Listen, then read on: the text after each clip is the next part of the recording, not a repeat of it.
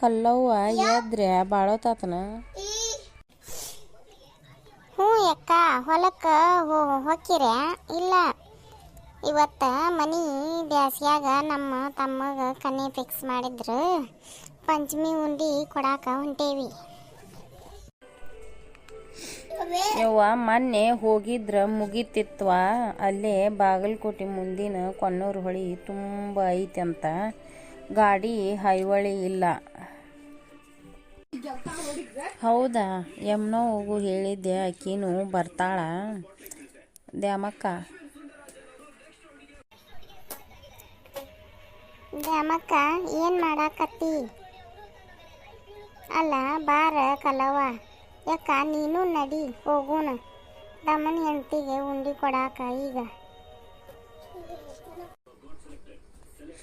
ಈಗ ಹೋಗು ಹೊತ್ನ್ಯಾಗ ನಮ್ಮ ಹಿರಿಯ ಹೊಲಕ್ಕೆ ಹೋಗುಣಂತ ಗೊಂಜಾಳಕ್ಕೆ ಸುಳ್ಯಾಗ ಗೊಬ್ಬರ ಹಾಕಾಕ ಅಂದಾನ. ನಾನು ನಿನ್ನೆ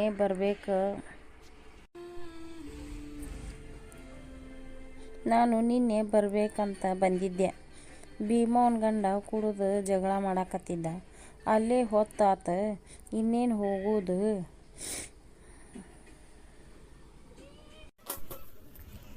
ತಗೋ, ನಾನು ಈಗ ನೀನು ಸಜ್ಜನಾಗಿರುವಂಗಿರುವ ಅಣ್ಣ ಬಂದಿಂದ ಹೇಳ್ತಾನೆ. ಅವ್ಗೆ ಹೇಳಿ ಸಜ್ಜನಾಗಿರುವಂಗಿರು ಹೇಳ್ತಾನೆ.